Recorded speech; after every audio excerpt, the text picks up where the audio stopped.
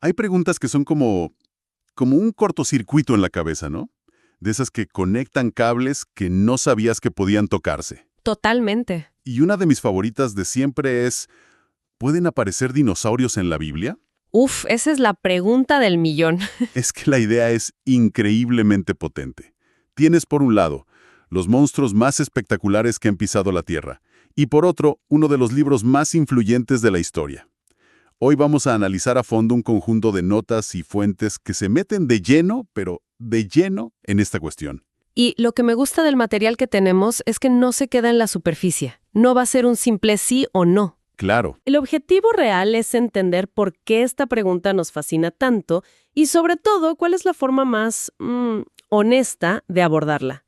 Y de entrada, las fuentes ponen sobre la mesa una idea que es crucial para todo lo que vamos a hablar. La Biblia no es un libro de ciencia. suena lógico, pero es algo que a veces se nos olvida, ¿eh? Totalmente. Y ese impulso de querer forzar a que un texto antiguo encaje perfectamente con nuestros descubrimientos científicos modernos tiene un nombre. A ver, Los expertos lo llaman concordismo. Es básicamente el intento de hacer que todo concuerde, aunque sea a la fuerza. Y como veremos, ese es el origen de casi toda la confusión en este tema. entendido. O sea, no es solo buscar dinosaurios, sino entender si estamos usando el mapa correcto para buscarlos. Me gusta. Bueno, para desenredar este lío, creo que lo más lógico es empezar por el terreno más firme que tenemos, los datos. Antes de meternos en textos e interpretaciones, la pregunta más básica es, ¿siquiera coincidieron en el tiempo? ¿Qué nos dice el reloj geológico? Exacto. Empecemos por los hechos verificables. El consenso científico es abrumador en este punto. Las fuentes que manejamos, como la escala de tiempo geológica oficial o los trabajos del paleontólogo Michael Benton, son unánimes. La extinción masiva que acabó con los dinosaurios no avianos ocurrió hace unos 66 millones de años. 66 millones de años. Es una de esas cifras que uno dice pero que el cerebro como que no puede procesar. Es un abismo de tiempo. Es un abismo, sí. Y ojo, no es una suposición. Tenemos pruebas físicas muy concretas. La más famosa es una fina capa de iridio que se encuentra en los estratos de roca de todo el planeta, ¿El iridio? Ajá. justo de esa época. El iridio es muy raro en la corteza terrestre, pero es muy común en los asteroides. Esto, junto con el descubrimiento del gigantesco cráter de Chicxulub en México, le dio al equipo de Luis Álvarez en 1980 la prueba definitiva. El impacto. Un impacto masivo que cambió el clima y la vida en la Tierra para siempre. Un momento. ¿Por qué estas cifras son tan enormes que es fácil pensar que son estimaciones? ¿Cómo podemos estar tan seguros de algo que pasó hace 66 millones de años? ¿No es todo un poco teórico? Es una pregunta excelente, porque la confianza que tenemos en esas fechas es la base de todo. No nos fiamos de un solo método, sino de varios que se validan entre sí. Claro. Para esas escalas de tiempo usamos métodos de datación radiométrica como el uranio-plomo o el potasio-argón, que miden la desintegración de elementos radioactivos en las rocas a un ritmo constante y conocido. Son como relojes atómicos increíblemente lentos. O sea, no es como el carbono 14, que siempre oímos en los documentales. Exacto. Y esa es una aclaración que las notas hacen muy bien. El carbono 14 es fantástico, pero solo sirve para datar restos orgánicos de hasta unos, ¿qué será?, 50.000 años. Ah, muy poco. Intentar usarlo en un fósil de dinosaurio sería como usar un reloj de pulsara para medir la edad del universo. Simplemente no funciona. Para los dinosaurios necesitamos estos otros relojes geológicos que nos dan una cronología muy, muy robusta. De acuerdo, la ciencia nos presenta un planeta Tierra sin grandes dinosaurios durante 66 millones de años. Es un vacío de tiempo gigantesco.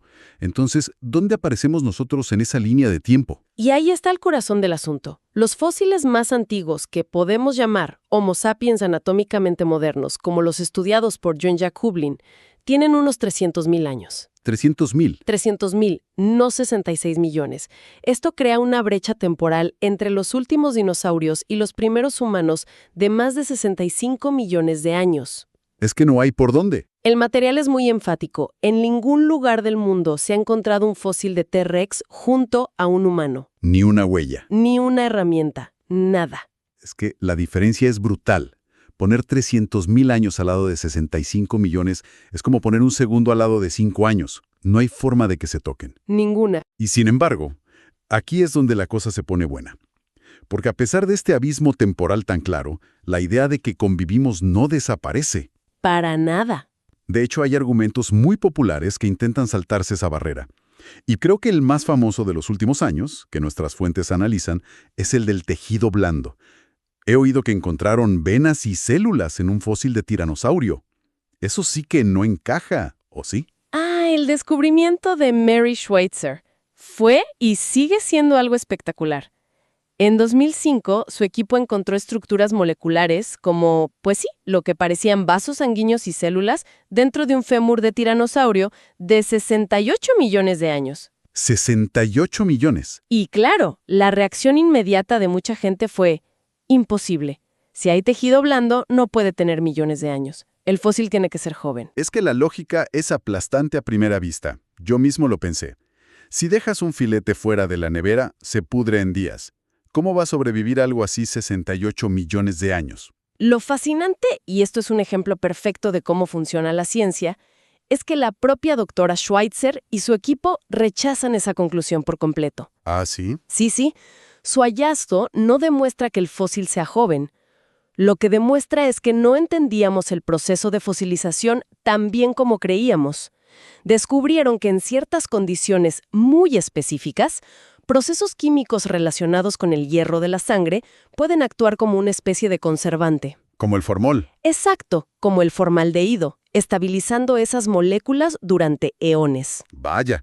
O sea que la ciencia misma descubre algo increíble que rompe los esquemas, y la cultura popular lo saca de contexto para confirmar lo que ya quería creer. Es un patrón que se repite mucho. Exactamente. Fue un descubrimiento que amplió nuestro conocimiento, no que lo contradijo, pero se convirtió en una prueba para una idea preconcebida. Es un caso de estudio sobre la mala interpretación de la ciencia. Pero ese no es el único trofeo que se suele mostrar, ¿verdad? Tengo grabadas en la mente esas fotos de supuestas huellas humanas al lado de las de dinosaurios, en un río en Texas. Eso parece mucho más directo. El famoso río Paluxy. Sí, esa historia es un clásico que lleva circulando décadas. Se decía que allí, en el mismo lecho de roca, había huellas de dinosaurios y de humanos gigantes, prueba irrefutable de que caminaron juntos. Suena muy convincente. Mucho. ¿Y qué pasó con eso? ¿Era un fraude? Una mezcla de cosas.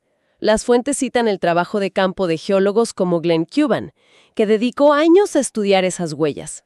Limpió el lecho del río, hizo moldes, analizó todo con detalle. Se lo tomó en serio. Muy en serio. Y demostró, de forma concluyente, que no había huellas humanas. Algunas de las supuestas huellas eran en realidad huellas de dinosaurios de 3 dedos que se habían erosionado de una forma muy peculiar. ¿Cómo? El lodo había rellenado los dedos laterales, dejando solo una mancha alargada que parecía un pie humano. Otras eran simplemente formas naturales en la roca o, en algunos casos, tallas hechas a propósito. O sea, otro caso de ver lo que uno quiere ver. Un caso de libro. Hoy en día, la comunidad científica no le da ninguna validez a las huellas de Paluxy, pero la historia, como un fantasma, sigue viva en Internet. De acuerdo. Entonces el reloj geológico nos dice que es imposible, y las supuestas pruebas físicas se desvanecen cuando las miras de cerca. Parece que la única carta que queda en la baraja es el propio texto bíblico. Exacto. De aquí, según las notas, todo el peso recae sobre una criatura misteriosa, el Behemoth, del libro de Job. Exacto. Si hay un dinosaurio en la Biblia, todo el mundo apunta al capítulo 40 de Job. El texto describe a una criatura monumental que Dios le presenta a Job. Es una bestia enorme, poderosa, que come hierba. Pero el verso que enciende la imaginación de todos es el que describe su cola. La cola. En muchas traducciones dice que mueve su cola como un cedro. Claro, es que la imagen es perfecta. Piensas en cola como un cedro y automáticamente se te viene a la cabeza la cola de un Brachiosaurus o un Diplodocus. Es inmediato. Larga, gruesa, poderosa, la asociación es inmediata. ¿Qué otra cosa podría ser? Y esa es la reacción lógica para un lector del siglo XXI. Pero aquí es donde tenemos que hacer una pausa y recordar lo que dijimos al principio sobre el concordismo. ¿Cierto? Las fuentes nos piden que antes de saltar a conclusiones, nos hagamos dos preguntas clave. ¿Qué tipo de libro estamos leyendo? ¿Y qué significaban estas palabras para la gente que las escribió y escuchó originalmente? ¿Y la respuesta? Bueno, la respuesta a la primera pregunta es que el libro de Job no es un documental de National Geographic, es poesía. Ajá. Es uno de los textos de literatura sapiencial más profundos y complejos jamás escritos. Su propósito no es catalogar animales, es usar imágenes hiperbólicas y metáforas espectaculares para hablar del poder de Dios, del sufrimiento y de los límites del conocimiento humano. Está usando a los animales como símbolos, no como descripciones zoológicas. Precisamente. Y luego está la segunda pregunta, el idioma original. En hebreo, Behemoth no es el nombre de una especie, es el plural de la palabra behemá, que significa bestia. O sea, bestias. Es como decir la superbestia o la bestia por excelencia. Y la famosa frase de la cola es mucho más ambigua en hebreo de lo que parece en español. Ah, mira. La palabra para mover también puede significar endurecer o extender. Podría no estar describiendo el tamaño, sino la rigidez o la fuerza de la cola. O sea que podría estar diciendo que tiene una cola tan fuerte como la madera de un cedro, no necesariamente tan grande como un árbol. Exacto. O incluso algunos eruditos sugieren que la palabra traducida como cola podría referirse a otra parte de la anatomía. El punto es que es ambiguo. Vaya. De hecho, muchos expertos en el Antiguo Testamento creen que la descripción, dentro de su lenguaje poético, encaja bastante bien con un hipopótamo, o quizá un elefante. Claro, animales que para ellos eran el epítome del poder. Exacto. Animales que para los antiguos hebreos eran símbolos de un poder indomable y caótico. Proyectar la imagen de un saurópodo en ese texto es meter con calzador una idea moderna en un mundo antiguo que no la conocía. A ver si lo he entendido bien. Si juntamos todas las piezas del rompecabezas, la ciencia nos muestra un abismo de tiempo insalvable. Ajá. La supuesta evidencia física, como los tejidos blandos o las huellas, se desvanece bajo la lupa científica. Se desvanece, sí. Y el texto clave, el Behemoth de Job, resulta ser poesía simbólica y no una descripción literal. Parece que la conclusión es inevitable, ¿no? Parece que sí. Y la conclusión a la que llegan las fuentes es muy directa. La Biblia no menciona a los dinosaurios. Pero, y esto es lo más importante de todo nuestro análisis, el material insiste en que esto no es un problema para la Biblia ni para la fe. Ah, no. No, es un problema de una apologética mal planteada. Apologética mal planteada. ¿Qué significa eso? Significa una defensa de la fe que parte de una estrategia equivocada. Es el error de hacerle al texto preguntas que nunca pretendió responder. Es como enfadarse con un poema de amor porque no te da la receta para hacer una tarta. Buena analogía. El libro de Job no quiere enseñarnos paleontología, quiere enseñarnos teología y sabiduría. El error no está en el texto, está en nosotros, por usarlo para algo para lo que no fue diseñado. Hay una frase en las notas que me ha parecido demoledora y que creo que resume esto perfectamente. La mala apologética nace del miedo, no de la verdad. Es muy potente, sí. Es que sugiere que esta necesidad casi desesperada de encontrar dinosaurios en la Biblia viene de una inseguridad, de un miedo a que la ciencia pueda contradecir la fe. Has dado en el clavo. Ese es el núcleo de la cuestión. Una fe que tiene miedo necesita pruebas extrañas. Necesita forzar la evidencia para sentirse segura. Claro. En cambio, el enfoque que proponen estas fuentes es el de una fe madura que no solo no teme a la ciencia, sino que la acoge como otra forma de entender la realidad. Una fe que respeta la Biblia lo suficiente como para leerla en sus propios términos, entendiendo su contexto histórico y su género literario. Y las notas mencionan a un autor, ¿verdad? John Walton. Sí, lo citan varias veces. Su libro, The Lost World of Genesis 1, es una referencia clave en este campo. Walton argumenta de forma muy convincente que para entender el Génesis tenemos que quitarnos las gafas del siglo XXI y tratar de ponernos las de un antiguo israelita. Entrar en su mundo. Totalmente. Sus preguntas no eran sobre la edad de la Tierra o la mecánica cuántica, Eran sobre el orden, la función y el propósito del cosmos. Cuando leemos el texto con sus preguntas en mente y no con las nuestras, todo cobra un sentido nuevo y mucho más profundo. Al final de todo este recorrido, me da la sensación de que la pregunta con la que empezamos, ¿hay dinosaurios en la Biblia?, era la pregunta equivocada. Completamente. Hemos llegado a un lugar completamente distinto. Ya no se trata de buscar monstruos, sino de aprender a leer. Exacto. El verdadero descubrimiento no es si Behemoth era un Brachiosaurus, sino entender que la Biblia tiene un propósito teológico, y que confundirlo con un propósito científico es perderse lo mejor de ambos mundos. Y eso me deja pensando.